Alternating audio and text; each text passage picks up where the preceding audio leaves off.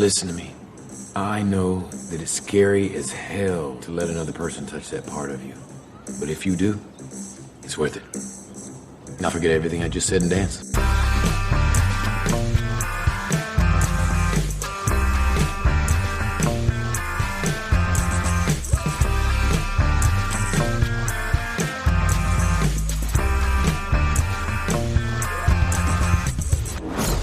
Hello and welcome to Series 5 of Unequal Sequel. My name is Dave and I'm one of the two hosts of this very charming podcast.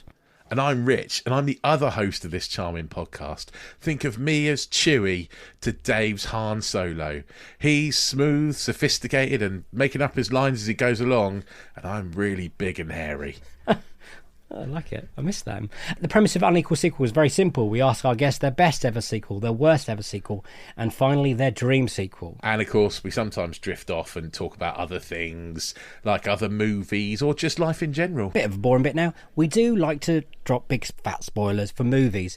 Most times they are quite old movies, but if you haven't seen them and you don't want them ruined, go and do your crossword. Go sit on the toilet, do your crossword, then come back, it'll all be okay, and we can all get on with the episode. Because on today's episode, we are joined by Rhianna Dhillon. Rhianna is a brilliant film critic, formerly of Radio 1 and Radio 1 Extra.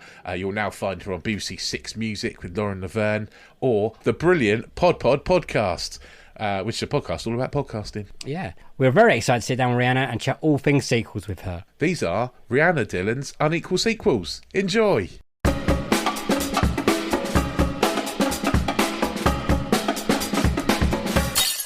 First little question for you, just to get the mind warmed up before the best of. Can you remember the first sequel you got excited about when you were younger?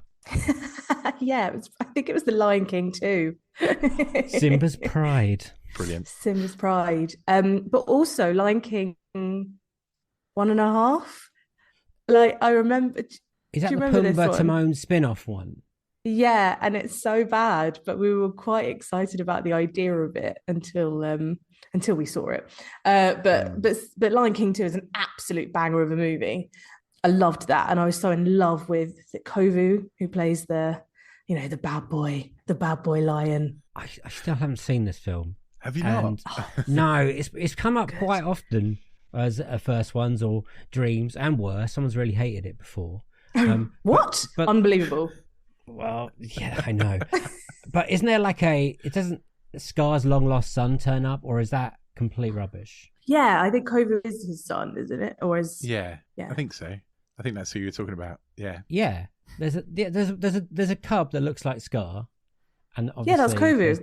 Oh, and you fancied him? Yeah, he's not like thin and mangy like Scar is. He's pretty hot for a lion, all right? So what's the storyline? What happens what's the difference between 1.5 and 2? Oh, so 1.5 is a retelling of 1, but from the perspective of Timon and Pumbaa. It's Right. like they sort of narrate it, which, considering it is kind of from their perspective at points in the first one, is odd. Yeah. Yeah, that is weird. I've not seen that one. Did 2 come out before 1.5 then? Yes, I think so. Right. I My can't head remember. hurts I haven't done a huge amount of research into this. I'm just going by what my that's 12-year-old my fault. self remembers. I'm gonna have a look. So was this a straight to DVD job? Was this watching this at home? Yes, absolutely was. Yeah, it was. Yeah. Was that a treat, or something you baked your parents for, or was that kind of a? No, I think I'm trying. What have you found? What year it came out? Yeah. Okay. What year was it? Well, okay. 1.5 was 2004. Okay, so I was 15 then. So I think me and my friends, we were all like massive Disney nerds, and one of them especially loved The Lion King, just like almost. I mean, you think I've got a problem with fancying one of the lions from? She was just like, it was her personality was The Lion King. So out of everyone, she was probably the most excited about this. So I think we all sat down and watched it together, like as 15-year-olds, which is not. I don't think that's any shame, because at university when we were 21, I think we had a big night of watching The Lion King 1.5 as well. I didn't. I missed that one. I think we all were like, oh, this sounds brilliant. It's like told from the Timon and Pumbaa, the best people. Simba's Pride is 1998. So Right, yeah, that was more normal. That was like fine. I was 9. it's okay to fancy a lion at that point. Yeah, I mean, everyone fancied the fox from Robin Hood, so That's I've heard that a lot. Yeah. right. Did you not? Were you guys not into Maid Marian? No, I can't remember having any inappropriate animal crushes. Like, didn't really It's weird register. how it's our like entry into like Yeah. like movie stars. It's the animals first. What about you, Dave? Did you have any inappropriate animal crushes when you were a kid? I don't think so. I mean, the caramel bunny was always up there, right? Oh yeah, Yeah, and also just Jessica Rabbit. That's a cartoon. I was going to say That's not... surely. Cartoon, but she is a person rather than an animal, though, right? So a bit more kind of and deliberately like sexy because she's married to Roger Rabbit. That's why. What she's were the got other surname. choices? I mean, Muriel from what's it? No, what's the Little Mermaid? That was half. What did you call her? Muriel. Muriel. Are you getting the Little Mermaid and Muriel's wedding mixed up here, mate? I think so. What? I Ariel. think of Ursula. No, I was trying to say Ariel. Ariel? No, you were Ariel, definitely trying to yeah. say Ursula, the sea witch. Yeah, she is my type. I'm trying to think what other sexy cartoon characters there were in that time, but I can't really think of any, especially animals. I mean, this is a weird I conversation. mean, you should we're probably having. move on quite fast, to be honest. Yeah, I'm good. Yeah, I can't think of I'm anyone. all good. So was it like a DVD or VHS find, Simba's 2, or was it like VHS. Yeah, definitely VHS. And it's interesting, isn't it? Like all of the one, I don't know about you guys, like all of the kind of films that I had on VHS as a child, absolutely obsessed with, rewatch. And, they're just intrinsically now a part of my makeup that if I rewatch them, I know them off by heart, and I even if it's been years. But then there were so many that obviously you didn't have all of the Disney films on VHS, all those kids films, or like Spielberg particularly. And so that I came to much later, and it's kind of weird how I've had to grow to like those. Like it hasn't just been like an immediate love, for example, of certain things. I've had to really like, oh yeah, okay, I see why everyone loves this, but it's not like an immediate burning passion for them in the same way that I kind of have for those ones that were out on VHS at the time when I was growing up. So like, you talk about your like cinematic awakening there. Like I've got a friend who recently watched The Goonies, and he was like, "It's rubbish." Yeah. I was like, wash your mouth out. It is brilliant. This is exactly what I mean. Yeah. Which one are you talking in particular? I'm intrigued to find Well, out. if you're offended by The Goonies, I dread to think what you're going to say about this. I really don't like E.T. I don't really get it. I only came to it in the last kind of few years, which again, it was like one of those things where I've seen clips of it and over the years never saw it as a kid.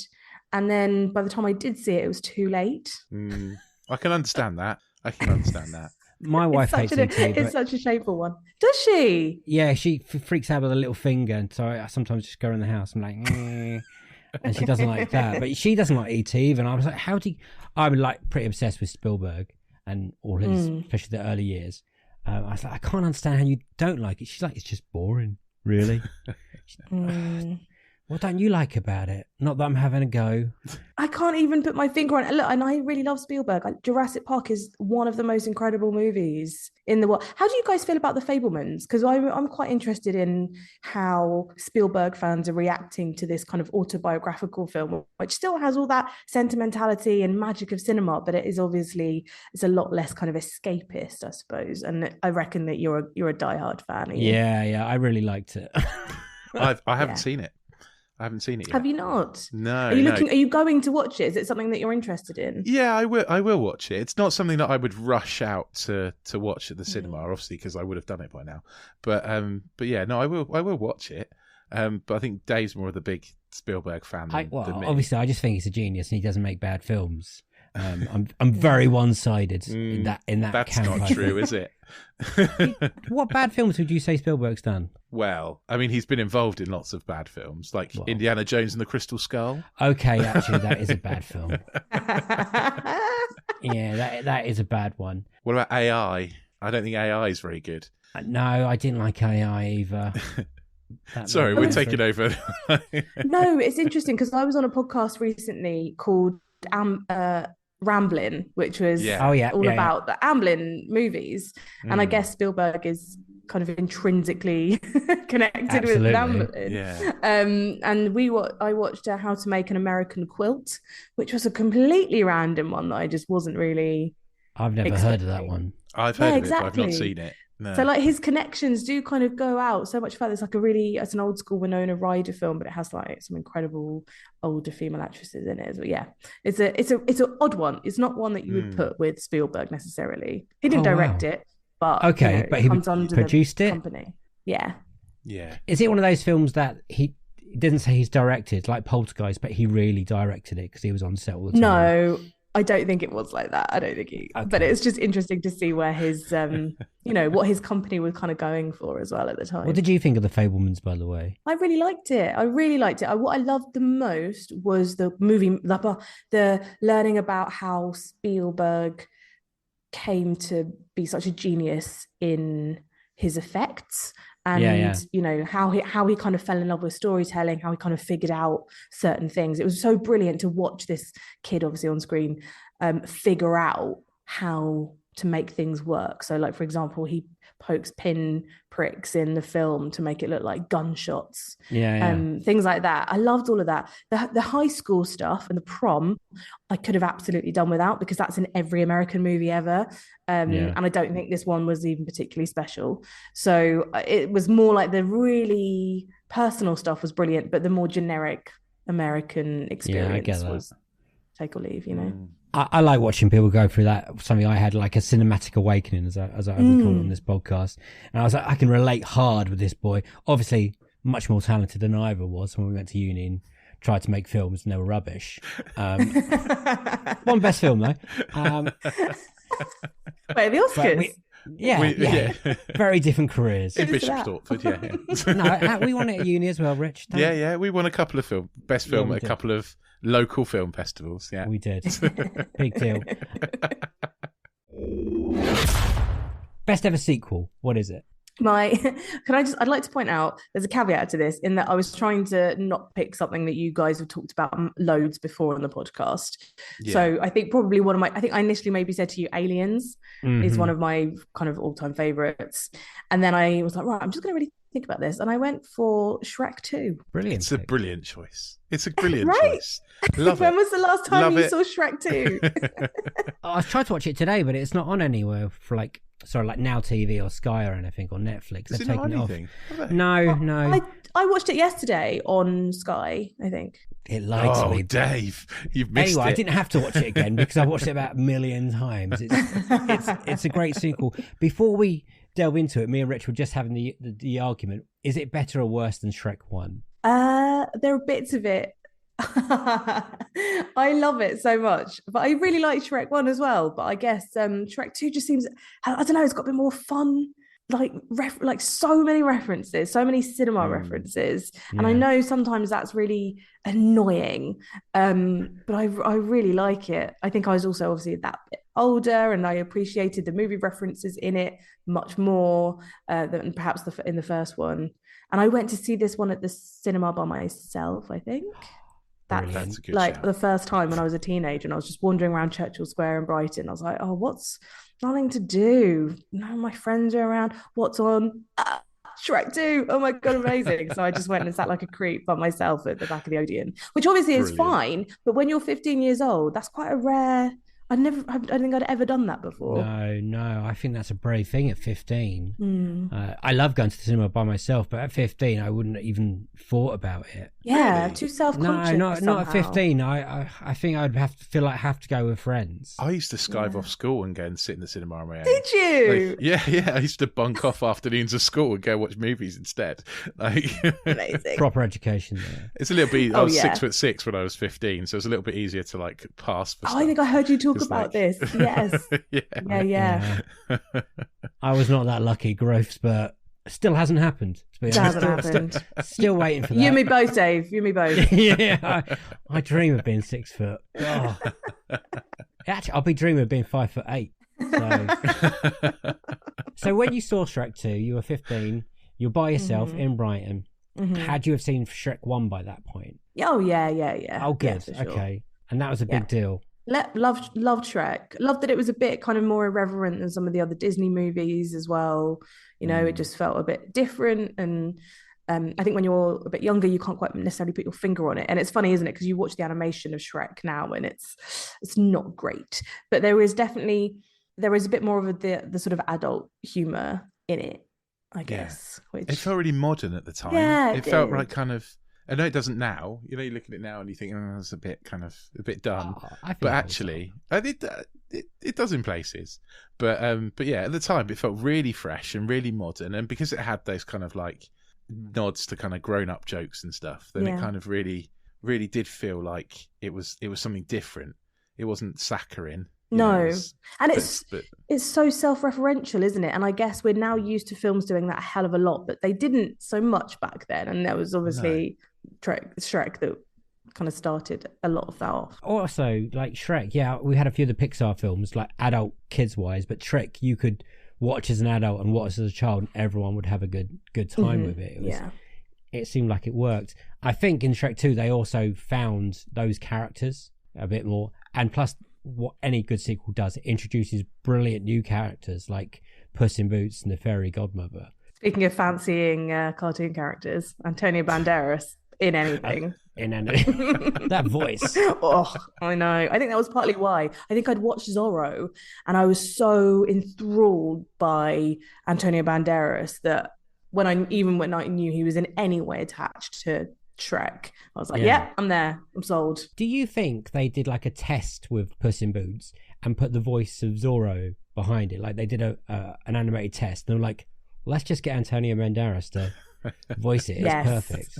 Yes, they must have, right? Because there are now so many references about Zorro in it. Yeah. But they must have tried it out. It's not a lucky accident, is it? No. What's your favorite scene in it? There's the scene where so Look at Shrek your little has face taken... light up. Sorry, it's just like oh. I thought you'd never ask. Yeah. There's a scene where this is the scene that I always think about when I think about Shrek 2. So then rewatching it, I was like, yes, it's coming up to my favorite bit, which is where Shrek has taken his magic potion and he's turned into like this Scottish hunk, which actually as a kid I was always like, nah, I prefer the cat. But actually now as an adult, you're like, oh yeah, no, I get why all those the milkmaids are kind of fawning over him. And then it's him and Donkey and Puss. Donkey as this incredible white stallion when they're just walking into far, far away, and it's Hollywood. Yeah, but it's like, where is it? Like Rodeo Drive. It's kind of taking off Rodeo Drive, in Beverly Hills, and it was just so funny just seeing all the little nods and references to. And the thing is, I know now it feels very overdone now, but you know, like the Burger King, the Starbucks, it's called Farbucks or something like that. Yeah. You know, like all those, and like seeing all of these medieval women carrying expensive shopping bags and all that kind of stuff. You know, I just thought it was hilarious as a kid. And I really liked that we were opening up the world of Shrek and kind of going into these different places where these princesses were kind of legendary princesses like Cinderella and Snow White, and they all existed in this piss-takey world. I just thought it was brilliant. It is brilliant. I love that's my favorite bit too, and it's because because it's basically the same as Beverly Hills Cop, where Eddie Murphy's going into down Rodeo Drive there's a scene with the palm trees over his head, and he's looking around like this, and obviously it's Eddie Murphy again, but as a donkey doing exactly the same thing. Yeah, it's brilliant. It's so referential. It's amazing. It's genius. And also the soundtrack and the end of that film is absolutely banging. Like when she kicks into, what is the song is it now? Hold On for Hero, whatever it is. Yeah, Holding Out for Hero. And the big gingerbread man comes along. There's a whole like montage of them crashing into the castle. That's what I think my favourite bit. I think compared to the other Shrek films now, like 2, 3, what do we know? 3, 4? Is that and then Puss in Boots has just come out, and I don't know if that counts. Which is a lot better than it should be, I have to say. Which I've not actually seen. Oh, you are going to love it. I know, I will. The animation's I've heard so it's good. amazing. Yeah. Antonio Banderas is so good, especially after what 3 and 4 Shrek are like. And I didn't even know there was a Puss in Boots 1. So Rich had to give me a quick lowdown of what that was about. I've got a 7-year-old son. Right, so I was just gonna ask, is it because you've got This is kids? right in my wheelhouse. Yeah, it's fine. But it does work. Would you watch another Shrek film now? How would you feel about that? What do you mean, like a new one? Or Yeah. Oh, I see. Yeah, if they did a Shrek 5. Yeah, it would be 5, yeah. I think they'd have to really bring it back to its roots, right? Because it kind of got really lost. I don't think I even saw Shrek 4 because the third one was such a disappointment. Yeah, it's probably about as good as the third one. I'd say. Right, okay. Because I really liked, like in this one, he goes to Fiona's bedroom, and of course Fiona played by Cameron Diaz, and on the ceiling of her bed, if you like, because it's like a 4-post bed, whatever. She has a poster of Sir Justin, which is brilliant because obviously they were together at the time, Justin Timberlake, and it's a proper picture of Justin Timberlake. And I was like, oh my God, I have that. And I had Heath Ledger on my ceiling as a teenager. I mean, my walls were plastered in men, but it was Heath Ledger took like the prime spot of just, face to face above me. So like that I thought was brilliant. But then in the third one, isn't Justin Timberlake one of the voices? He voices Arthur. Right, King Arthur. And I was like, oh, yeah. I don't know. I really liked that it was a little cheeky nod, and then I thought they went too far into it. Yeah. I'm trying to think what the fourth one is. The fourth one's Rumpelstiltskin. Yeah, it's not good. And that's the Dream Wish one, right? I think I might have seen a bit of that. That was bad. Well, every Shrek thing is always him complaining that he wants to be alone. That's like episode 1, 2, 3, and 4. Yeah, so this is he wishes to be alone, and then he realizes he doesn't want to be alone after all. Well, that happens in 2 because he's got kids. It happens in all of them. There's no growth. Shrek doesn't grow. Shrek doesn't grow. I guess there's the sort of message of it's what you're like on the inside that counts, which kind of comes through in a lot of them, doesn't it? That's the idea of not being beautiful in inverted commas at the end, which is, I guess, quite sweet, but it's kind of lost on. I guess quite. I guess it's quite a sweet sentiment. Yeah, if you give a shit about that sort of thing, but that's not what you're going to watch a Shrek movie for, is it? It's not this. It's not as worthy as a Disney film can be or a Pixar movie can be. I don't think. No, that's true. It's kind of a.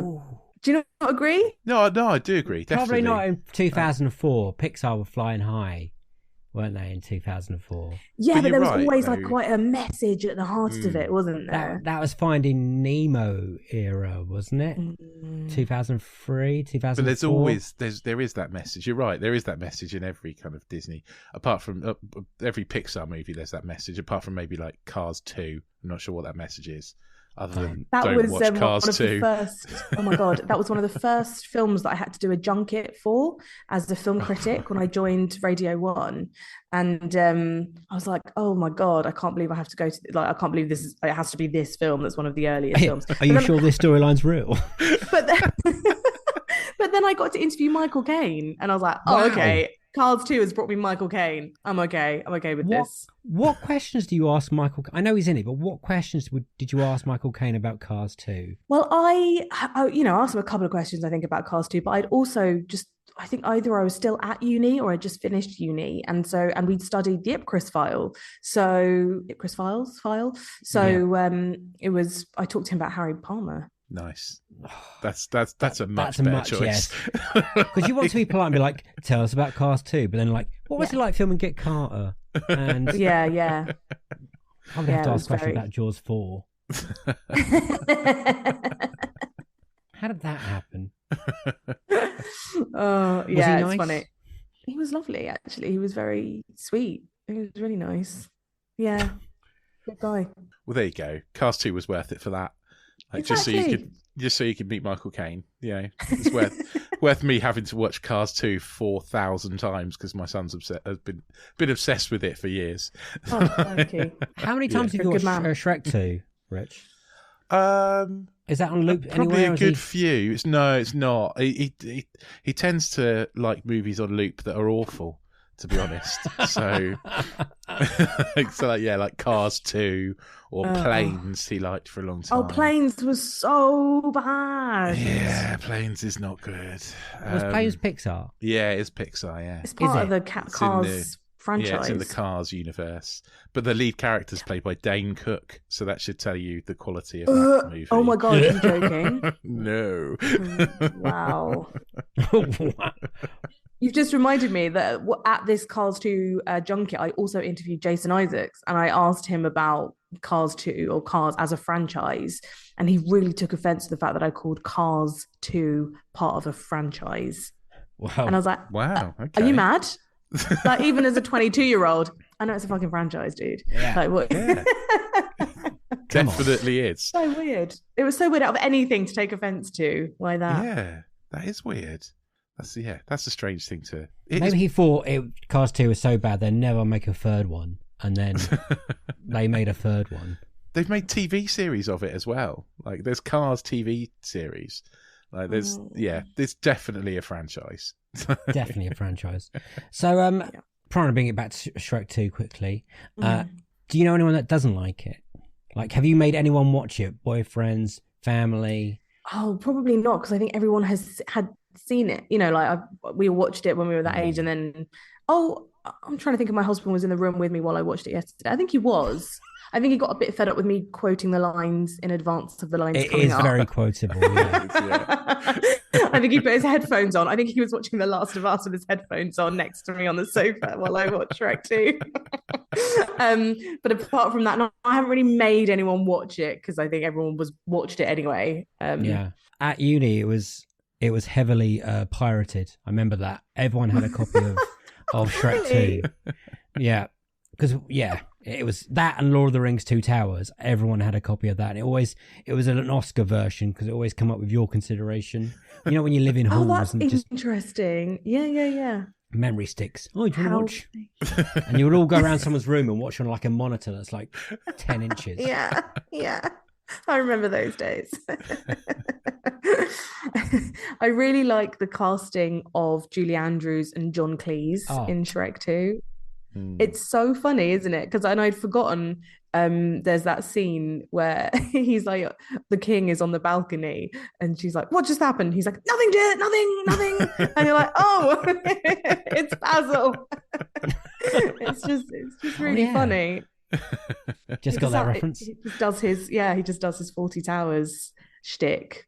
Brilliant. I have a quick question for you before we go on to worst. So this is not your worst sequel, but what has been your most disappointing sequel? So it doesn't have to be bad. Yeah. You just thought you went in high hopes and you came out and just were like, And it can be a recent one. It doesn't have to be the first one ever. I think probably like one of the Harry Potter. To be honest, probably all of the Harry Potters. Oh. I am such a huge Harry Potter fan of. I love the book so much, and then and you know, I know exactly which one it was. It was the one. It was Harry. Oh no! Go on. We'll see. It's Harry Potter and the Goblet of Fire. That's the one. That's the best one. It's the best one. Because it's my favorite. It's probably my favorite book. I love the story of it so much. And then I was just disappointed with the portrayal of it. And I know, and I'd already known that it was never going to be as good because the third one was pretty decent. Third one is good. I was expecting the fourth one to kind of keep that going. You know, I thought, oh, okay, they're getting better with each film, and it just didn't. And it was the David Tennant licking his lips or whatever he was doing, and I was like, that's not a thing, that's not what happens. The whole point is that you don't know that he is who he is. You don't see him at all at the beginning. That the reveal is right at the very end. So what the hell are you doing showing him in like one of the first scenes? And we didn't get to see the Quidditch World Cup. Are you joking? So there you go. I feel like this is the kind of film that you shouted at the screen at. 100%, which was really embarrassing in a cinema. But yeah. Oh, we've all done it. Oh yeah. Oh, Pretty Rise of recently. Skywalker. We've all done it. So I haven't read the books, obviously.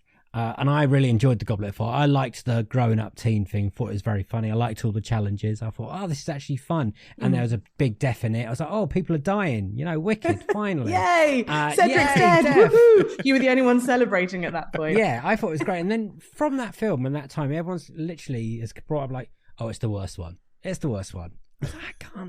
I can't see it. So your problem with it is that it's not like the novel. No, and I know that then they never are, but that one I think just kind of was the work because visually it paints such a brilliant picture, and like you say, you're introduced to so many new things in this one. Yeah. And they just didn't visualize it at all well, and I think they patronized their audience quite a lot by showing one of the biggest twists, the biggest twist, right at the beginning. Rich, do you feel the same? To be honest, I don't really care about Harry Potter movies. That's the best answer. Yeah. I have watched them. My son was obsessed with Chamber of Secrets, which I think is the worst one. It is the worst one. Quite a while. It is the worst one. Your son has got the worst taste. He's got the worst taste. He also what did he tell me was the best movie ever? I think it was like Attack of the Clones. Yeah. He's like, Daddy, this is the best movie ever. I'm like, dude, this is the worst Star Wars movie. But he's only 7. He's got time. He can, Oh, yeah. He's got you as a dad. You can curate. He'll learn. Yeah, it'll be fine. Why are you even showing him these movies? Just only show him the good ones. I should. I know. But his mum loves Harry Potter. My wife loves Harry Potter. And so he kind of got into Harry Potter earlier before we knew like J.K. Rowling was problematic. Yes. But so I've had to read him all the books. So I've read all the books because I've read them all to him for his bedtime stories. And I don't even like the books very much. But maybe that's because I was 40 when I read them and not 5, Well, like exactly. Like I grew up with the books. And I think so they mean the world to me. I think if I came to them now, it would be a completely different story, like it with E.T. I have to ask what you think of the other films then. So when the 5th one came out, whatever, Half-Blood Prince or Order of the Phoenix, wherever it was, were you still, they're going to fuck it up again?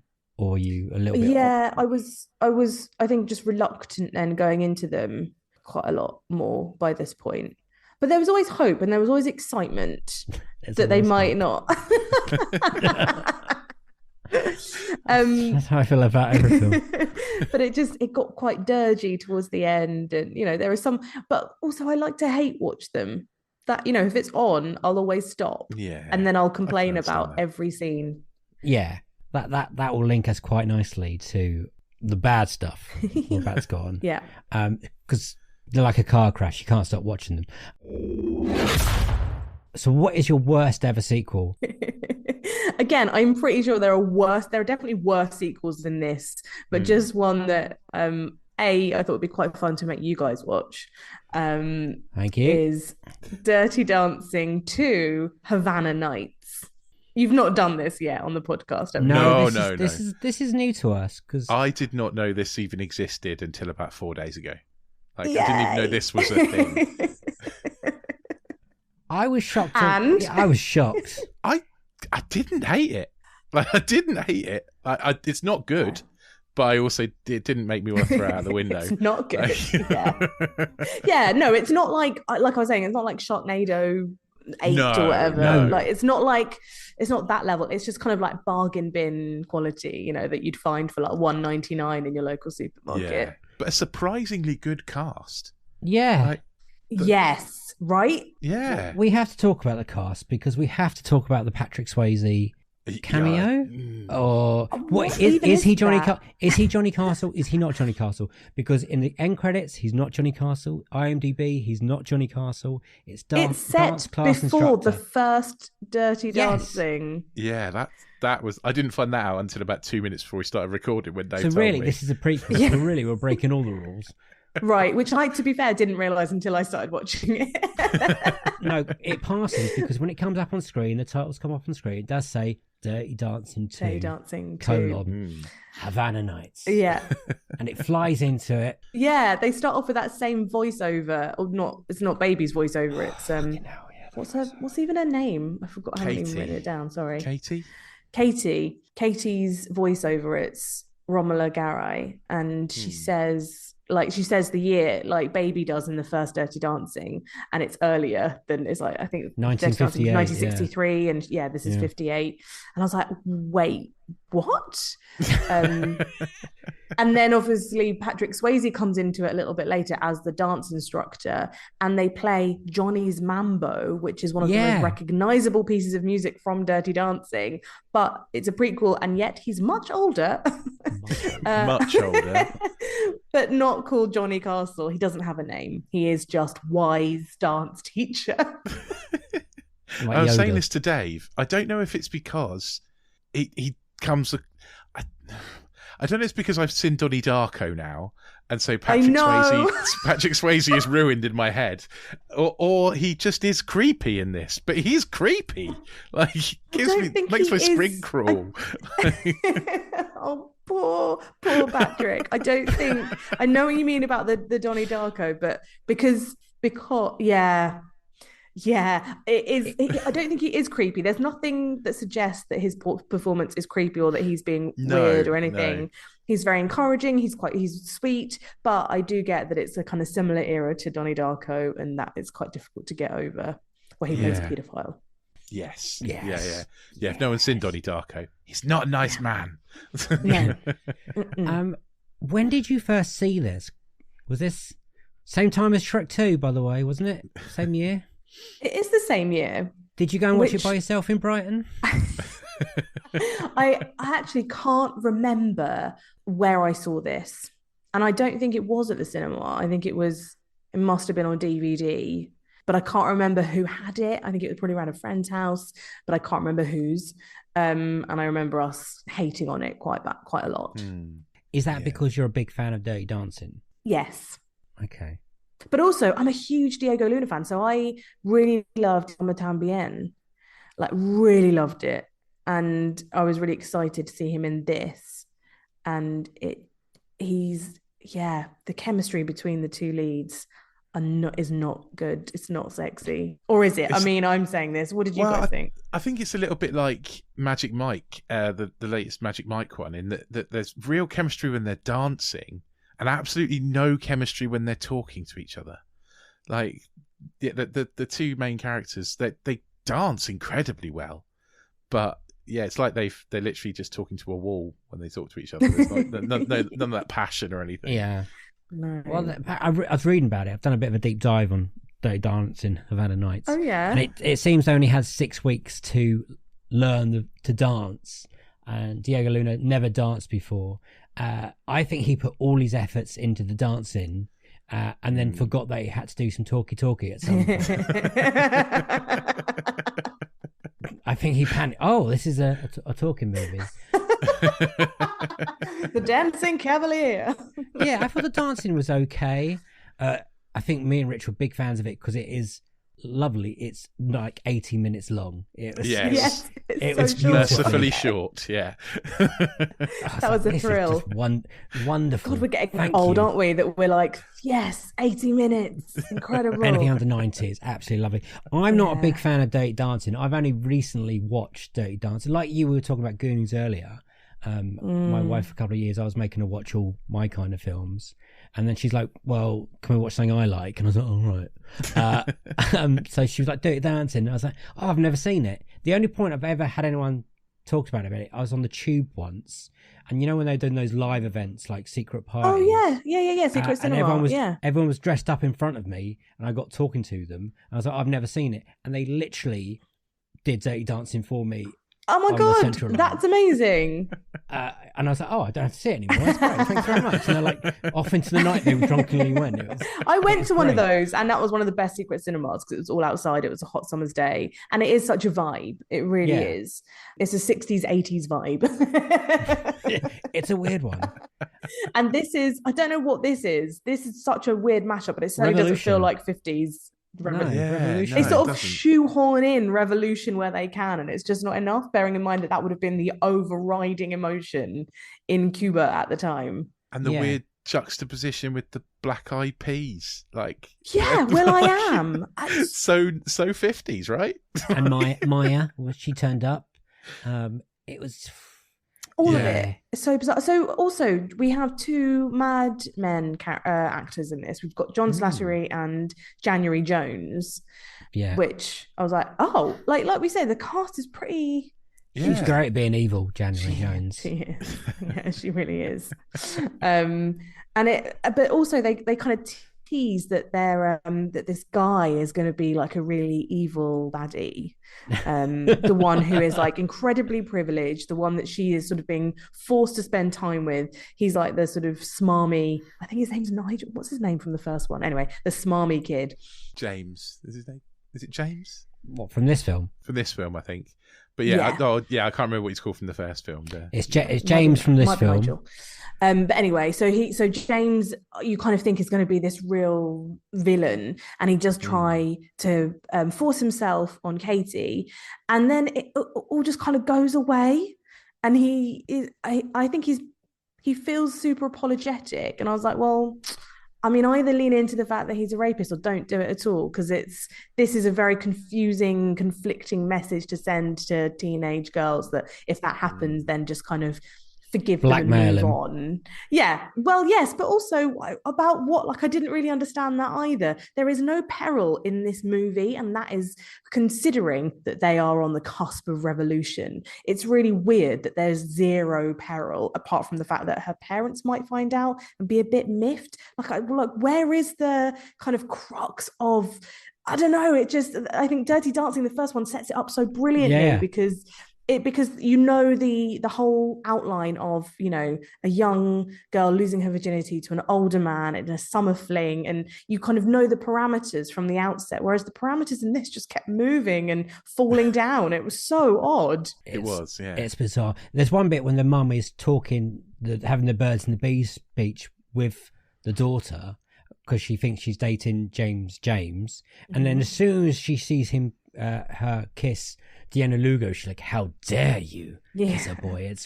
It's the most ridiculous. But that's a class thing, isn't it? It's like it's about the class of the boy. He's a waiter. He's working class as opposed to from the country club. Yeah, I suppose this one. Yeah, the first one did ask some big questions, I guess, and this one, I guess they were just like revolution. That's what we're having.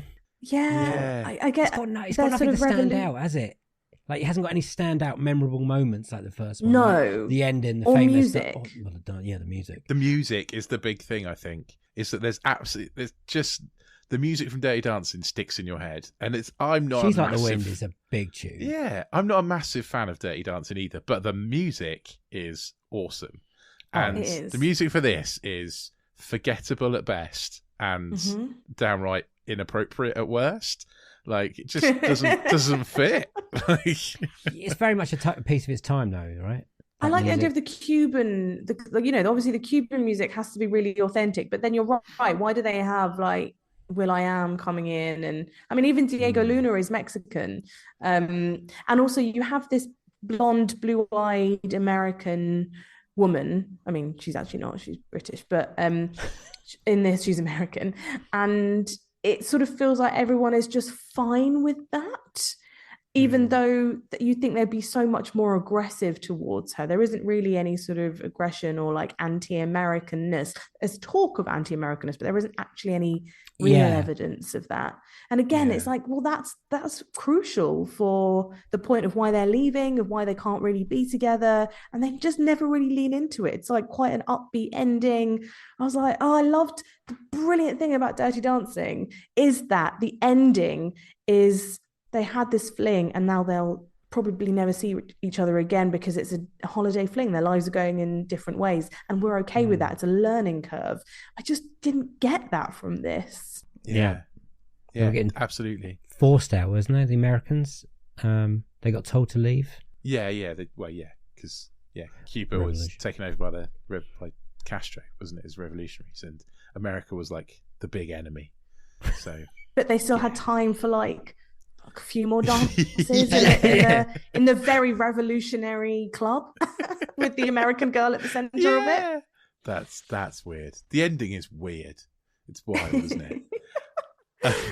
I still think that I think the worst thing about this movie is that it tries to be a Dirty Dancing sequel. You take Patrick Swayze out of it, and don't call it Dirty Dancing 2. And it's a fairly average movie. Compare it to the first Dirty Dancing, and it's just it's just rubbish. Like, it's just doesn't make any sense. Yeah. And it's so long after, isn't it? So it's like either appeal to the teenagers of the day, like you say, in a new way, or don't give it the hook that's trying to bring in older viewers who are nostalgic for the first one, who are just going to say this is dreadful, and it's just a bad remake of the first one. Yeah. Yeah. Yeah, it's bad. Thanks for that. But I still maintain could have been worse. Could have been worse for your original suggestions of Sex and the City 2 and Speed 2, both way worse than this. Thank you for changing that. But also, I didn't really want to watch Sex and the City 2 again. I don't blame you. Sex and the City. Yeah. No. I was like, I really don't need to see that. That's not 90 minutes. It certainly isn't. Another quick question for you. Yeah. What has been the sequel that's been better than you expected, so it surprised you? So again, doesn't have to be good, but you came out better thinking, oh, that was okay. This is the hardest question we ask, by the way. It is, I think it is. I think it's probably the Star Wars film that I think you both really don't like. What, Rise of Skywalker? Yeah. The third. Oh wow! I'm open to this. Yeah. Oh, was it? No, hold on. No, I'm getting confused. No, it was it was the one that everyone seemed to hate, which was the second one. I liked it. Yeah. What was that one called? Sorry. The Last Jedi. The Last Jedi. The Last Jedi. Sorry. Yeah. So The Last Jedi, actually, I didn't have like super high expectations for, and I was like, oh, I really enjoyed that. And then I was quite surprised about all the discourse of people really hating on it. But again, I think it's a generational thing in part, and having not had those films kind of embedded in my DNA from the word go, that I was quite forgiving of certain things, and I quite enjoyed the direction it took. And then the last film did kind of shit all over that, and I think that was a shame. That was more like that was the bad thing. Yeah. That was the bad. No, I think it's because the Star Wars fans, the community, whatever they like to call themselves, are fucking awful. So.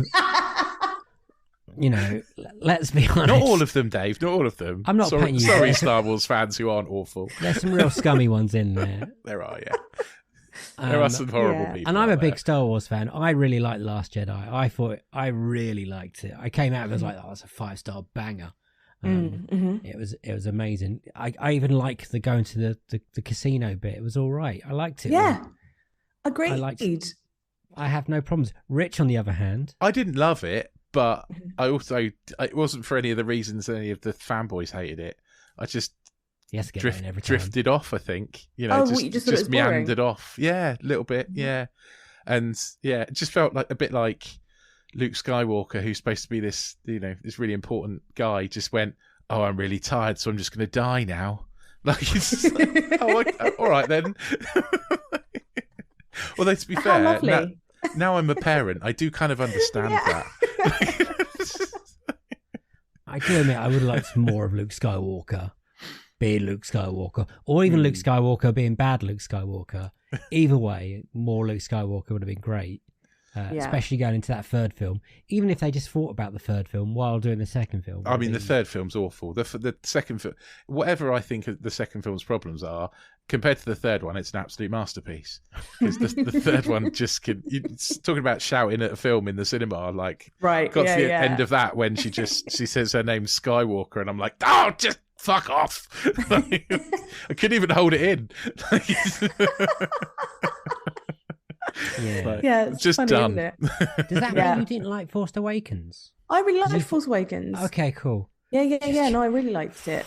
I did. And then I thought, and I really loved the second one, and then it just, I really didn't enjoy the third one. To be honest, that's cool. I thought you were gonna say you enjoyed the third one for a minute. Then I was gonna get a bit confused. Like, yeah, that would be. And end of recording. Cancel that one. What is your dream sequel? Oh yeah, so I've picked Amelie for this. Nice. I think a dream sequel is a really difficult one because I don't love sequels on the whole. I think don't always enhance, unless it is that sort of franchise, I suppose, where a story needs finishing off. This is a very popular opinion, so Yeah. Yes. And one I kind of agree with. Doing a sequel podcast is weird, but I agree. I definitely agree with you. But I do like the idea of this. Like, weirdly, we kind of talked about this on 5 Live quite recently about, like, you know, what would you pitch for a sequel? And I think it would be Amelie, because I love the first one so much, and it's such a beautiful, magical, weird little world. And I would just love to revisit it. I think that's what appeals to me so much about it. I would love to kind of see the sort of new generation, like a mini Amelie, her daughter or something, that's nice. kind of forging her way through this world, this Amelie world in Montmartre, and just kind of, I don't know, figuring out life like her mother did, but as a perhaps younger, like an actual child. I think would be fascinating. But would she have a better like upbringing than Emily did? Because that's always sad at the beginning. The bit at the beginning when the heart beats, because that's when her dad touches her and stuff. It's just like, oh, but you've got a heart condition. You're like, oh. Yeah, I know. And it's like her heart beats like a drum because her dad never touches her. And when he does for her medical exam, he's like, you've got a heart defect. Oh, it's just, so devastating. He's such a cold man, but she loves him anyway. But no, I think it would be that this child would have been brought up with so much love that perhaps she doesn't, Amelie sort of finds solace in this, what she kind of creates this world for herself. And so this child wouldn't necessarily have that. She wouldn't have needed to have done that because she has the attention and love of both of her parents. So I guess it's kind of, there has to be some sort of, you know, separation perhaps, or peril or something, where she ends up having to kind of find that in her own little way. Yeah. Oh, I really like that. Would you bring back the director? The Jean-Pierre Jeunet? He did say he's never going to do a 2, didn't he? Because Paris is ugly now, is what he said. So he can't, is that what he said? That's what he said, yeah. He's not going to do an Amelie 2 because Paris is too ugly now. But I did also read that he's planning a mockumentary about the making of Amelie. Like, so, which I think I read this. Very meta. That's I can't talk you through it. That's all I know. Oh, okay. That's just what he said. Is like he's planning a mockumentary about the making of Amelie, and that's a project he's working on. It's a magical little film, isn't it? It's very unique. Yeah. When did you first watch Amelie? Was it university or school or? I think it was in a French class at school. I think it must have been in our GCSE year or something like that. Did they make you watch it with no subtitles? Like, it's up to you now. Probably. I think it was, you know, when they wheeled in the TV on a day. Yeah. I think it was like activities week when we just finished studying. I can't remember exactly, but I think it was in school, and I just absolutely fell in love with it immediately there and then. And I was really, I mean, there's a theme here, but I really fancied Mathieu Kassovitz, who then I didn't realize had directed La Haine, which is a brilliant movie. And the fact that he was the star of this, and there's just it's such a slow burn of a romance, and that it's not really fully... It takes a while, isn't it? It takes the whole film. It takes 40 minutes for the main storyline to really, be brought up. But it does a lot of world building in that first bit of all the characters and Amelie herself, and it just kind of settles you of like, this is the vibes and how we make this film kind of thing. Because it is quite arty. It is, and the colours are so bright and so beautiful and different. And again, I guess Paris is ugly if you see the way that we see Paris in movies, but not the way that he sees it. I think I've been in Paris a few years ago and I thought it was beautiful until it got dark and then the rats came out. But in the daytime, I'm not even lying, I've never seen something in my life. It's like London though, isn't it? It's like Paris in the movies is always better than Paris in real life. Whereas London in the movies is always better than London in real life. I guess so. I mean, the Montmartre bit that's the high up bit, isn't it, in Paris? It's like, if you could miss lots of steps, and then on the way down you see that it's got the cart that takes you up and down. And you think, why didn't I take that? Yeah, bugger indeed. It's a long way. It's just. It's interesting though about what we're saying about it being world building, because there isn't actually anything magical about this. It's not set in another universe. It's nothing like that. But it is like just finding the magic in the everyday, and that makes it feel so different and unique. So yeah, what a cool place to kind of revisit, and what interesting characters to go and see where they're at in their lives now, and how somebody who seems so whimsical, how can she still exist, and what is her job now, and how is she as a mother, and that all that sort of thing I'm kind of fascinated by. There was a movie released called Happenstance, which has got Audrey Tautou in it as well. And in Asia, when it was released in Asia, they branded it as Amelie 2, even though she's not Amelie. It's not it's not a sequel at all. It's a completely different movie. It's not Amelie at all in any way. And yeah, they branded it kind of Amelie 2, which is a weird thing to do. And everywhere else in the world, it's called Happenstance. But right. I've never heard of Happenstance, actually. Have you seen it? I haven't seen it. No, I just found it doing some research for today. Like, I was like, there is an Amelie 2 already. What countries did they do that to?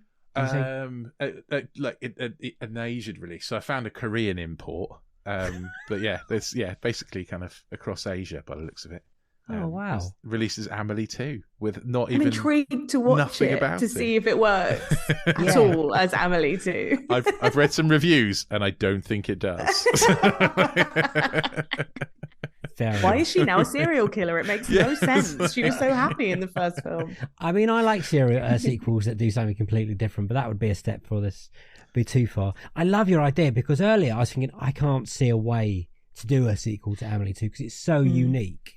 But the way you're describing it, I thought, oh yeah, I'd like to see that. I'd like to see Amelie, an older Amelie, trying to deal with her problems now with her imagination and the way she would get around life in Paris, and if she's still married with a child or not. I guess some of the neighbours would disappear. My favourite bit is her fucking around with the green grocer. Yeah. It's proper like Home Alone stuff, isn't it? It's like so evil, but it's so good. He deserves it so much.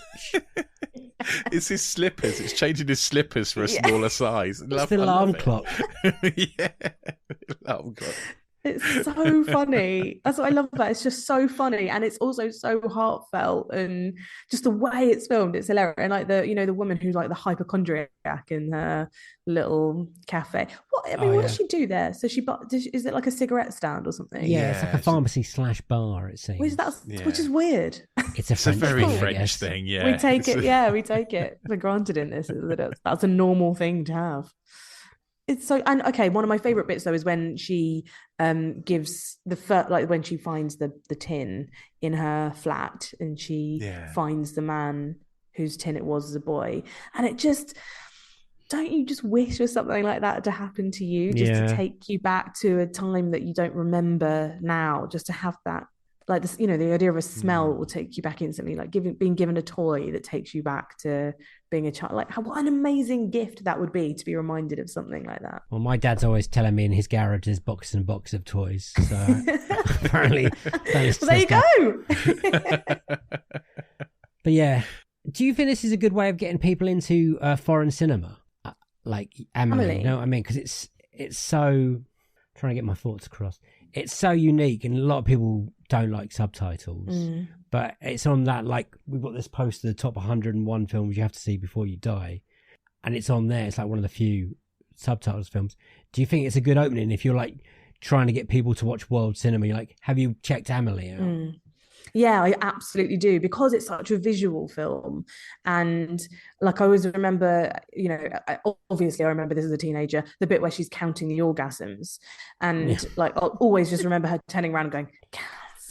And like, it's just like the montages that they have in this, they're so kind of quick and peppy and funny that you almost don't need, that's that, you don't need to translate that. And it's the same thing with like, it's the fact that she's piecing together this jigsaw of pictures, the fact that she's piecing together this jigsaw of photographs, again, really visual storytelling. So it doesn't, it's not incredibly dense with dialogue, because she's so often by herself, and like you were saying, the pranks and swapping the slippers, that's all something that you don't need to know French to understand, so I think that's the key if you're not really up for watching a subtitled movie. Yeah.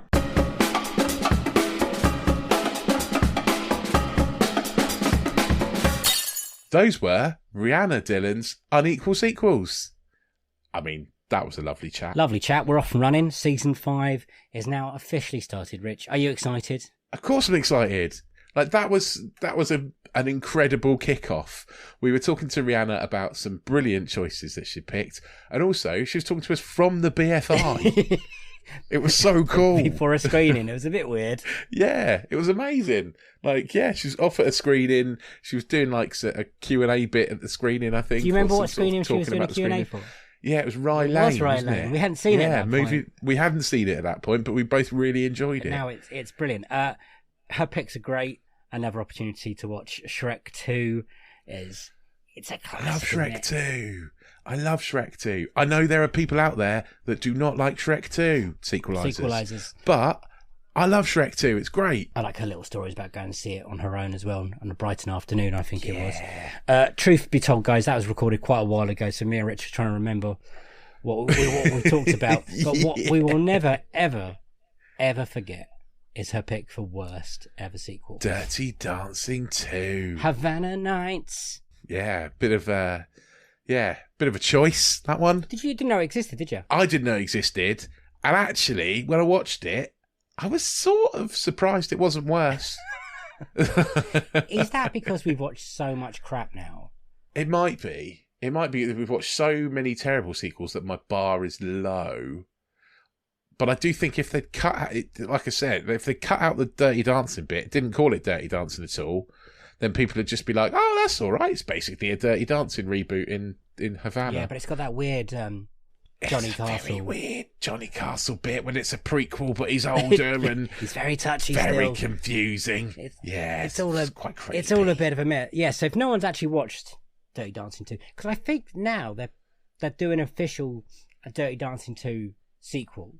Are they? So I think... What, with Johnny and Baby kind of sequel? No. Baby, yes. Jennifer Grey, I believe, is coming back. Okay, they're not recasting Johnny Castle. No, they're going to respect that decision of that, that he sadly passed away, Patrick Swayze. They're not going to AI, reanimate Patrick Swayze with AI. You never know at this point.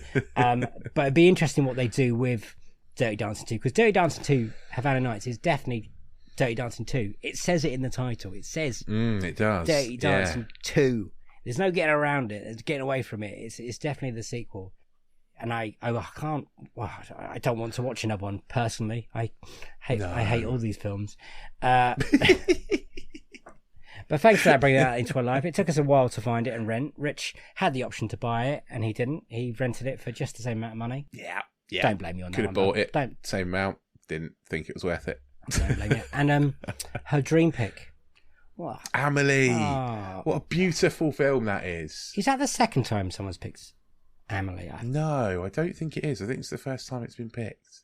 I'm pretty sure it's the first time it's been picked. I think it's just because it was so long ago, it feels like we watched it another time. I know what. Yeah, no, I've recently watched it because it was on the poster of 100 top films ever to watch, and that's why I recently watched it.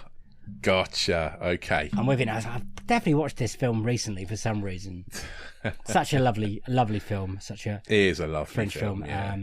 And her ideas for a sequel with her family, I think would be really interesting. But the director has no interest. And plus, you said he kind of made a sequel, or someone made an unofficial sequel, whatever it was. Yeah. Well, I don't think it really counts. But it's all crazy. And then we got to have a really good chat with Rhiannon afterwards, which you now can listen on to. If you're another Slice listener, go check that out. Yeah, get yourself along to anotherslice.com/unequal sequel. You can pay $2.99 a month and join our subscription service. Then you'll be able to listen to the sequel of this episode. More Rhianna, more of us. Brilliant chats about other ideas for movies, and also Rhianna is amazing. Like, her film knowledge is incredible. Yeah. She's so nice to talk to. Such a lovely kind of chat that we had, and we could both just have talked to her about movies forever. Yes, quite easily. She's very engaging, and I love her views on film. And basically, she also passed on some advice of how she got into the industry of film writing, and that sounds quite crazy as well and interesting. And And just being in screenings and stuff like that, sounds like a lot of.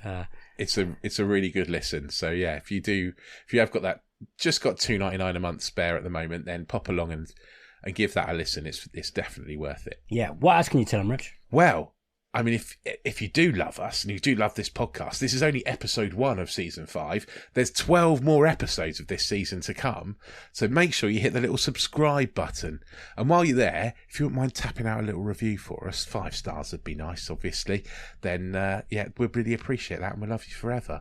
You can also get on social media and tell us what you think. So if you agree and think Rhianna's choices are amazing, like we do, then get on social media. We are at Unequal Sequel on Twitter, whilst it still exists, and Instagram, or you can just plain old email us, unequalsequel@hotmail.com. Yes, that is Hotmail because we are off of the 90s. Don't knock it. People use it. They do use it. You're right. Yeah. And people have appreciating our Hotmailness. It's nice. Any comments we get, we will read them out and talk about them in our end of month roundup, of course. So get along to that as well. Yes. Just got to promote Rhianna a little bit. Yeah, go listen to the PodPod Podcast. The PodPod Podcast. That's a lot of pods. It's a really useful tool for people like us who make podcasts, or you guys who listen to podcasts. It's a brilliant listen. It's really helped us out on a few occasions. But thank you, Rhianna, for coming on. Thank you so much. We really do appreciate it. And go check out everything she does. She is brilliant. Have I got anything else to say, Rich? Sorry, I don't know really what's going on. I've just come back from having COVID, and I feel like I'm a little bit out of it. Oh, no, I think you've done well, mate. You've done well. It's been a lovely first episode. Yeah, I'm so glad to be back into it now.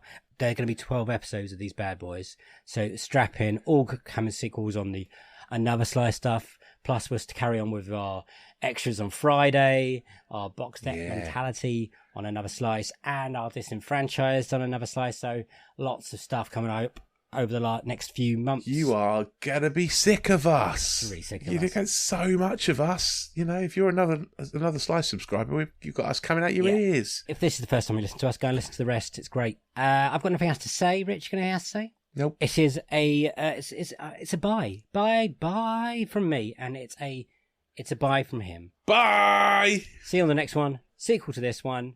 Bye. Well, I think we've done all right for the first one, mate. One out the way. Bit stumbly. I hope people enjoy it. You don't sound too COVID-y, so that's... No, I think it's just hay fever today. Every hole in me seems to be blocked. Okay, that came out wrong. Not every hole in me seems to be blocked. Ears and nose. Let's leave on that.